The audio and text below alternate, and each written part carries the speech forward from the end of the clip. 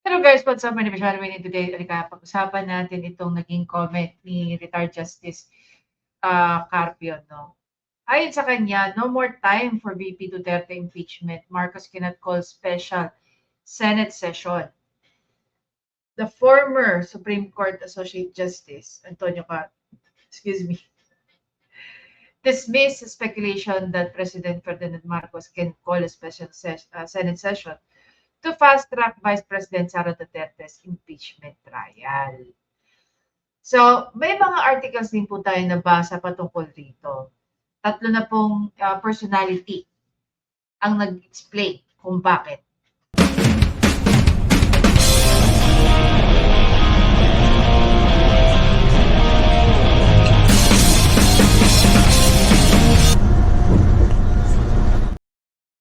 There you go. So, there was an interview. Hanapin nga natin yan, guys.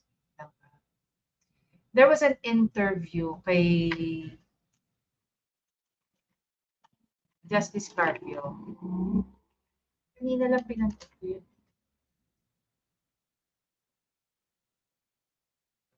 Here. Dali lang ha. So, in-explain naman niya kung bakit. Ito tayo dito.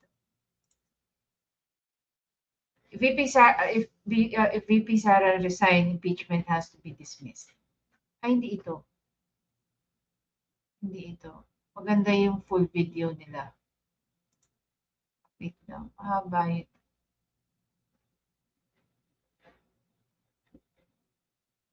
Dali ah. Wait tayo dito. Ako muna maghahanap. History. I was watching that a while ago.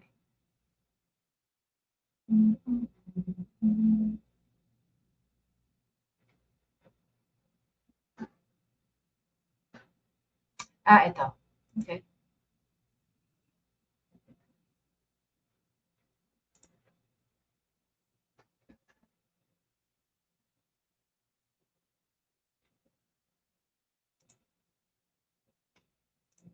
Ito. Pakinggan natin yung sinabi rito and then we're gonna go over this. This trial will be conducted, and so let's try to get some answers with our first guest tonight. We have former Supreme Court Senior Associate Justice Antonio Carpio. Good evening, sir. Welcome back to The Big Story, Justice Carpio. Good evening. Good evening, Sean, Christina, and Gretchen. Regina, sir. Anyways, the first question, there's a lot of issues that need to be tackled, but the first thing I wanted to ask you was your reaction to how it all went down. As we pointed out earlier in the show, for many months, 3 complaints had languished in Congress. They debated it, but ultimately decided not to endorse it to the Speaker's office. And then finally, on the very last day of Congress, at the 11th hour, in fact, past 5 p.m., or rather in the afternoon, they finally got the signatures together and then transmitted to Senate an hour before Senate themselves adjourned for the break. How did you think? What was going through your mind when you were following this? Well, I was saying already before that there was no more time. And because the House delayed in transmitting the article. Alam mo, yung isa sa mga gusto kong alamin eh. Sinadya kaya yun? Sinadya na nilang i-delay yun. Kasi, yung first 2 impeachment daw na archive na. Tapos may 3rd impeachment. So yung 3rd impeachment complaint, yun yung active pa. Pero ang pinasa nila, ang transmit nila sa Senate is yung 4th impeachment. Mamaya mababasa natin yan, makikita natin. So I'm not sure kung tawag dito, basta may something eh. May something. Because of impeachment to the Senate, it even aggravated the matter, and that's exactly what happened now. The Senate did not even take it up in their last session before they adjourned. No? So that's the problem now, and they don't want to discuss this because they're on recess, and the senators who are re-electionists are more interested in their campaign now. and you cannot really call them to session now.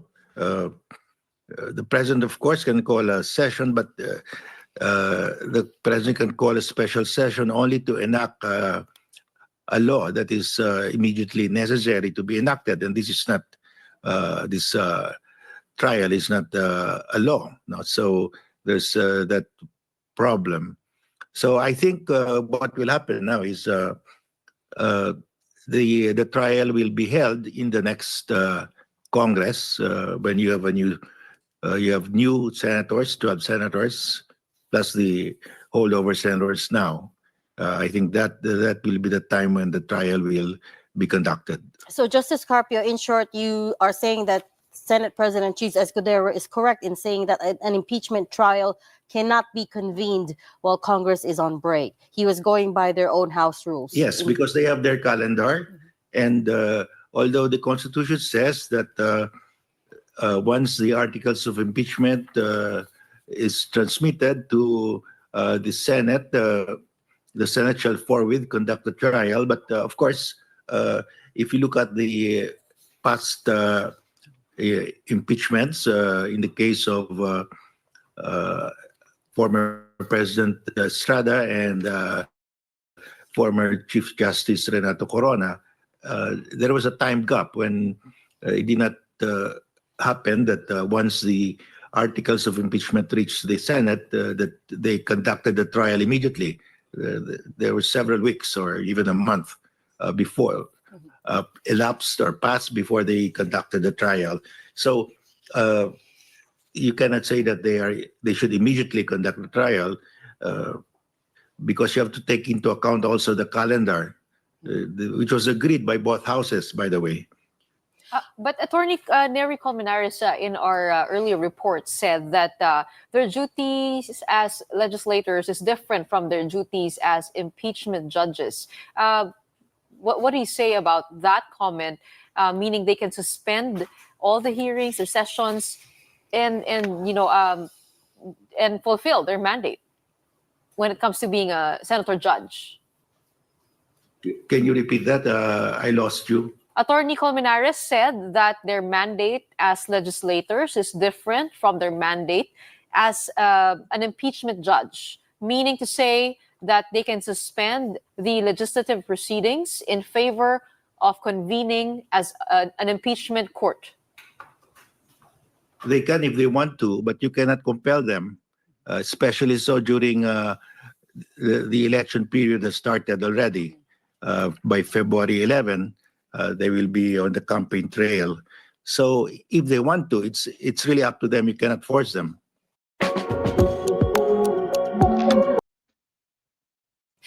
Justice Carpio, I know there's been no precedent, so we're all kind of grasping at straws here and trying to figure out, what is within the bounds of the law, what is legal. And I was wondering, this crossover from the 19th Congress to the 20th Congress, you've said that that's allowed, but who would decide, on the finer points of this, what will happen to the newer senators, the new batch, the old batch?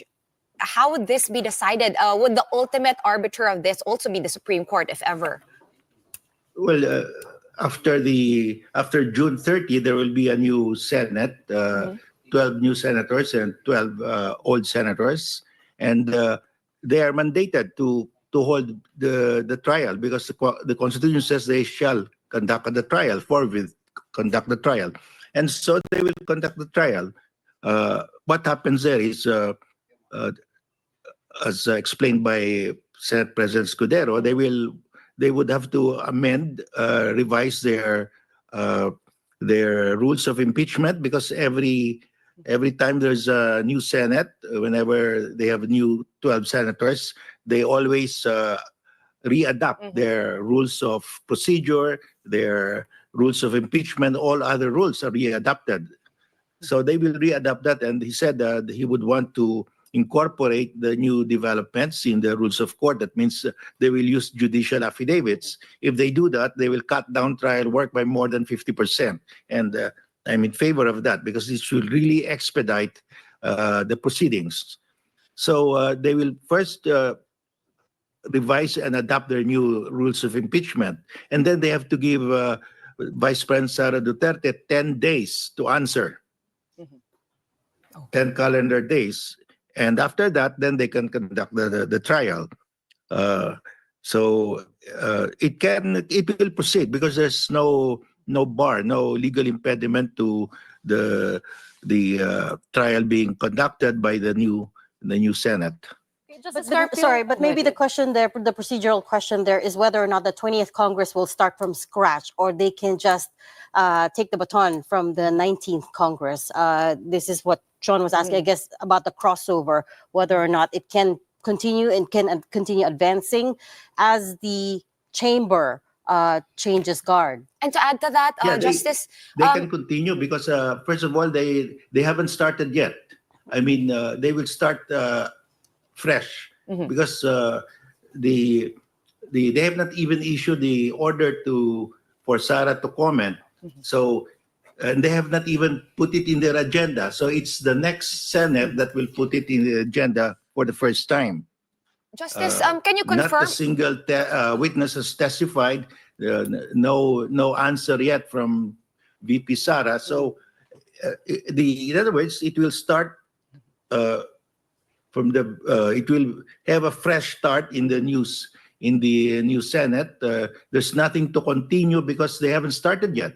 Hypothetically, though, Justice Scorpio, if for example, SP Cheese Escudero decided to start it now, what would happen? Because it would appear to me that it's his prerogative as Senate President to make this call, to just wait until the new Senate comes in so that, malinis siya and it's clean. But could he do otherwise and start like the preparations as early as now and then hold on to the trial or hold the trial until the new batch of 12 senators get sworn in? Honestly, I really don't think that Senator Cheese Escudero will gonna be interested in doing that. You know why?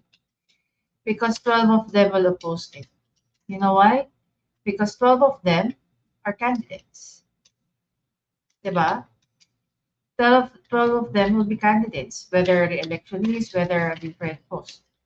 So kung magkakaroon ng ganyan, ilan senador ba ang kailangan sa impeachment trial? All of them. Diba? Continuous ang ating pag-inom ng gamot. Sa tingin nyo? Man. Well, he was saying that his legal staff is going over the articles of impeachment to check the signatures, to check everything. So they're actually doing some work. But for Senate President Escudero to call the Senate into session, it's not in the calendar. So I don't know how we can call the Senate into session. There being it's not in their calendar. And usually the calendar is all the time is determined by both the House and the Senate. Okay, but Justice Carpio, I know the Senate actually adjourned earlier than it was supposed to be. It was supposed to be February 8th, which is Friday, but they already adjourned yesterday. So technically, meron pa pong mga araw na titira dun sa calendar na yon. And I'd like to zoom in on the section in the Constitution that says once the articles of impeachment have been submitted, trial by Senate shall forthwith proceed. And if you check the definition of forthwith, it means immediately, at once, and without delay. So we have, I think, 3 more days or 2 days left till in the official calendar till Senate adjourns. So could this be argued for being unconstitutional, that the Senate did not act immediately as it should have? Impeachment trial of former President Estrada and Chief Justice Corona. When the articles of impeachment reached the Senate, they did not immediately take up. They did not immediately conduct the trial. I mean, you have to look at their calendar also. Forthwith doesn't mean at once, no?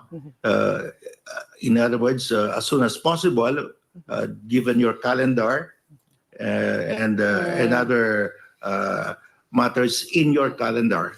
So you have only actually a few days. Even if you follow if they still have 2 days, the most that they can do is to first you have to they want to revise the rules of procedure for impeachment, and that will take time. Second, they will have to require VP Sara to comment, and they have to give VP Sara 10 calendar days, so they cannot start without the comment.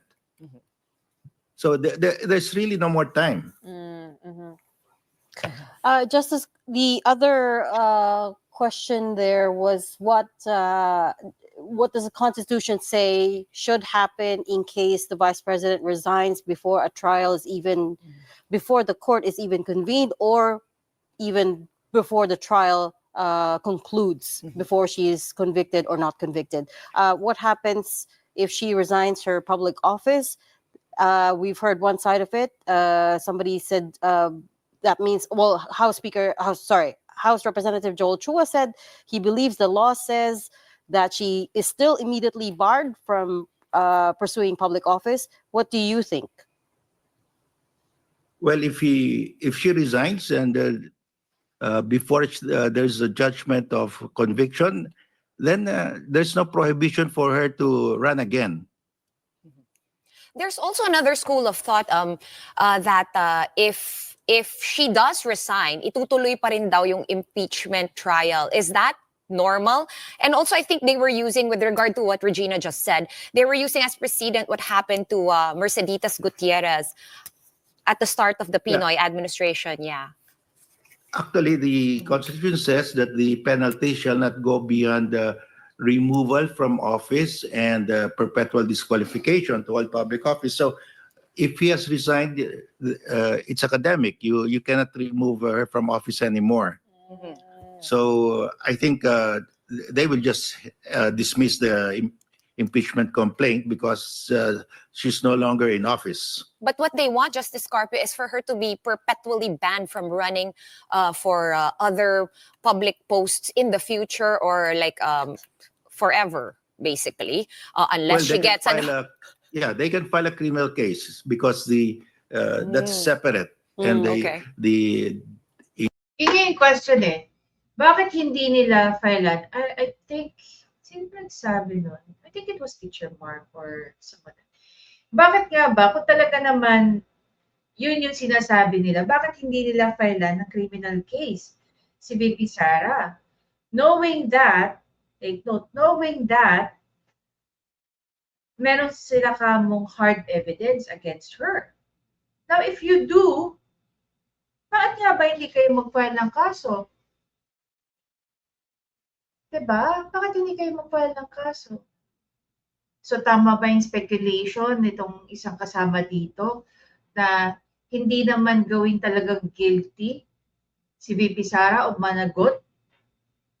But for her, of course, to be barred from running in any public office kung siya man na ma-impeach?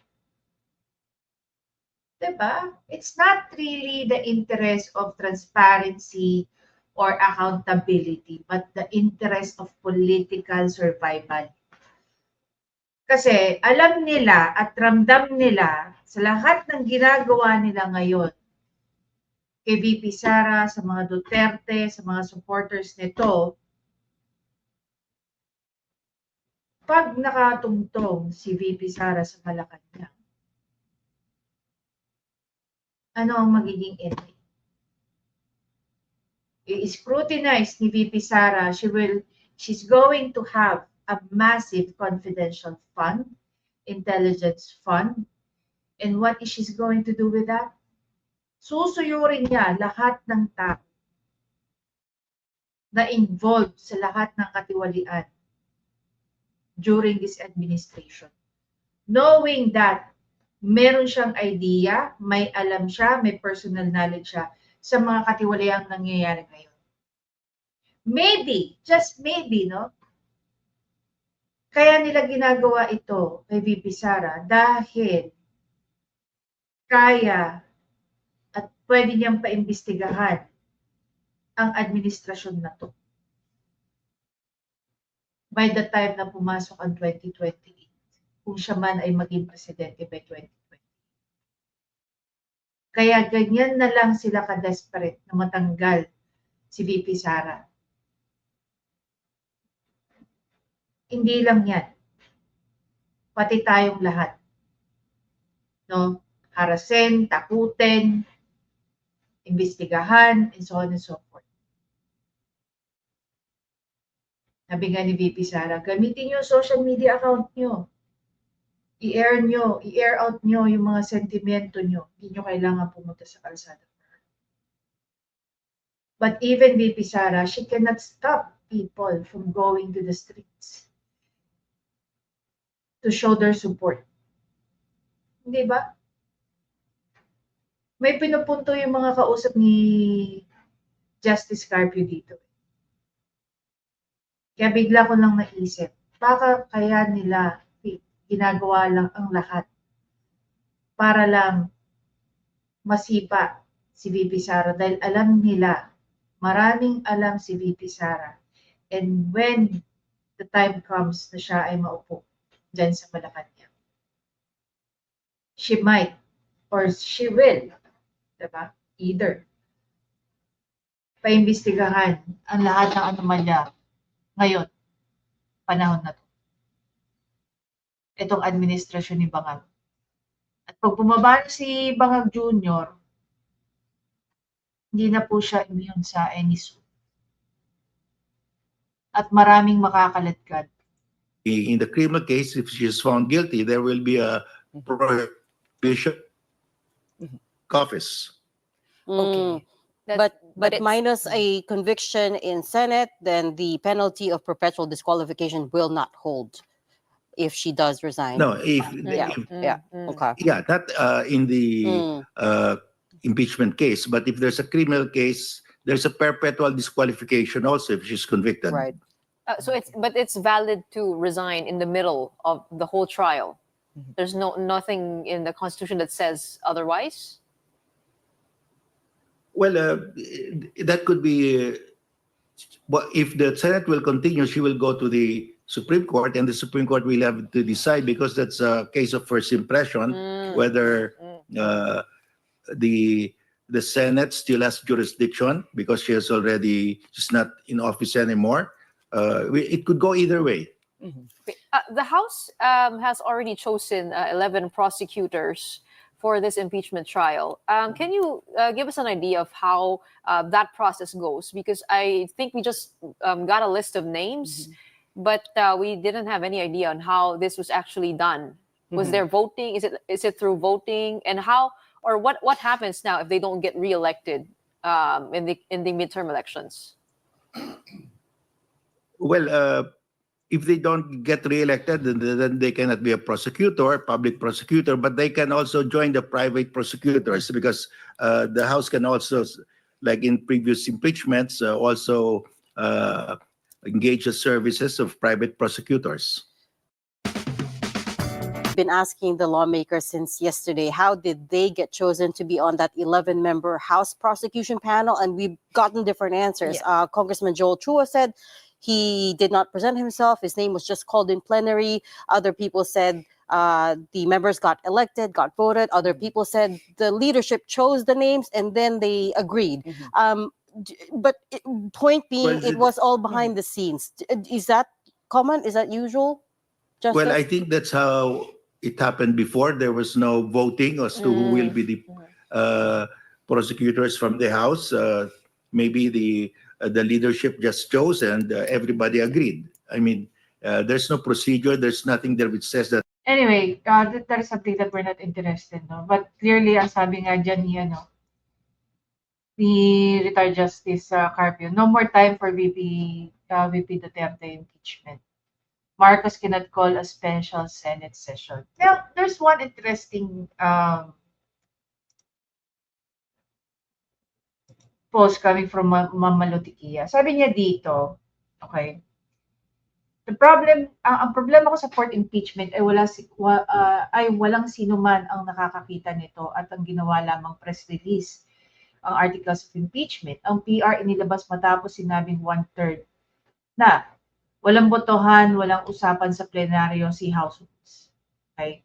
So now, dito sa part na to, punta naman tayo sa page ni Tio. Sabi ni Tio dito, the 19th Congress Impeachment Rule Section 3 introduced an immediate referral process where the complaint is filed with the Office of the Secretary General, immediately referred to the Speaker, must be included in order of the business within 10 session days, must be referred to the Committee on Justice within 3 session days. Why is this a problem? The immediate referral to the Speaker creates a loophole where the House leadership can delay or accelerate the impeachment process based on political motives. The Constitution only requires the complaint to be included in order of business within 10 session days. But the 19th Congress rule add another layer of control under the Speaker's discretion. Now, here's the thing. Sa tingin nyo ba, meron 10 session days na nangyari? Definitely wala. Within the day, di ba? Nagkapirmahan and all the shebang. Ngayon, balik tayo kay Ma'am Malu. Ano kaya ang ano kaya yung na-transmit sa Senado? Ano kaya ang pinirmahan? Yung kasing tatlong na una ay pinakita sa publiko, which is true. Nakita naman natin yun. Ano? Nakuha pa ng mga media ang kopya at pati publiko. At dahil inilagay sa archives yung tatlong na una, ito ay wala ng visa. Okay? Ang tanong, sinadya kaya nila na ilagay sa archives yung tatlong na una? Because sa totoo lang, nakakaawa naman yung mga nag-effort na gawin yun, di ba? Tapos mababasura lang. Not unless they're part of the drama. Kailan pa na-file ang fourth impeachment? Kailan na-refer sa Speaker? Kasi technically, yung 1/3 ay papasok matapos makuha, yung 1/3 matapos makuha at ma-file si SecGen. Mahalaga ang timeline. Dahil galing yan sa rules of impeachment ng House of Representatives. Dapat maipaliwanag at transparent ang proseso. Sa tingin nyo, naging transparent sila? Of course not. Matapos na invoke ang 1/3 ng mga miyembro mula Section 14 Rule 4 ng Rules on Impeachment, kaagad pinangalanan ang mga prosecutors. Sobrang bilis, di ba? Talagang nagmamadali. Di man lang hinintay ang Senado para mag-convene ang impeachment court bago pangalanan ang mga prosecutors. Ang tanong, yun ba yung normal process? Diba? That we don't know. Tandaan po natin ang impeachment ng Vice Presidente and Senate President ang presiding officer. Parang yung 28 blank sa BICAM na hindi natin alam kung ano ang inilagay, sino ang naglagay at saan nilagay. Matapos ba ng botohan ng plenaryo ng BICAM report o sa enrollment hanggang ngayon deklarado. Ang galing na yung observation ni Ma'am Malu Tiquia. Lalo naman itong articles of impeachment, 250 na pumirma sa 306 na miyembro sa mababang kapulungan ng Kongreso. Meron pang 91 na hindi pumipirma. Well, unfortunately, minus 25. Tignan po natin ito. Sino itong 91? Paano sila naglingkod sa Bayan 19 Congress at kung napasa at nabubuong alituntunin ng bawat Pilipino. Tulungan po natin sila sa halalan. Well, unfortunately, hindi na 91. By the time na pinusto ni Ma'am Malu, hindi na po ganun. So,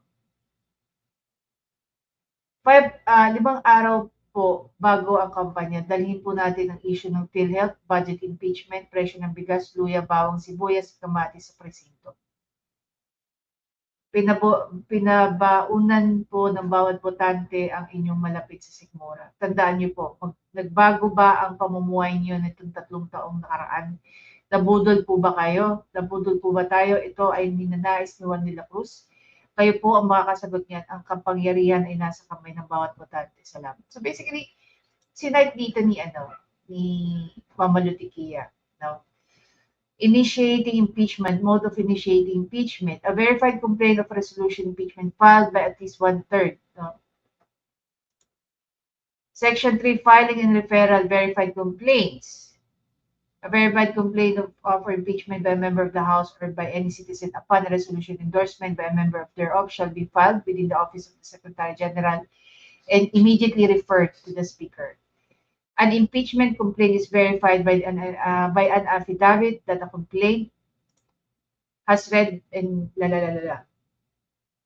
An impeachment complaint required to be verified, which contain a verification based on information and belief, or upon knowledge, information, and belief, or lacks of proper verification, shall be treated as an unsigned impeachment complaint.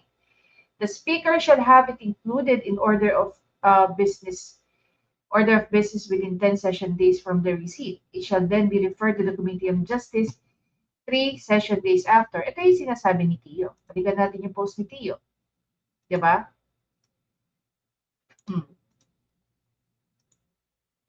Endorsement of the complaint resolution to the Senate. In case the verified complaint resolution shall be endorsed to the Senate in the same manner as an approved bill of the House.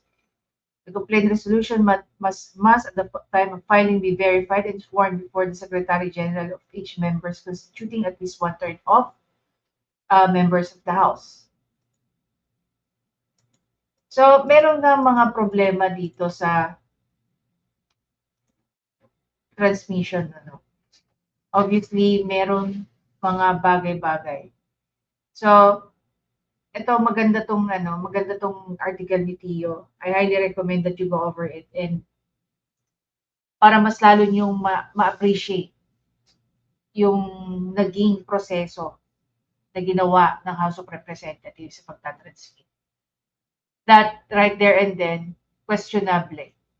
Questionable yung mga ginawa, yung mga naging hakbang. It's so funny kung totoo man na magiging questionable ito, or merong sabihin na lang natin problema sa proseso, kung may nalabag ba or what. So, we don't know. Maybe isa yan sa mga pinag-aaralan ng lawyers ni VP Sara. Magpa-file ba sila ng petition sa Supreme Court, if any, and they find it that there's sabihin na lang, irregularities sa proseso.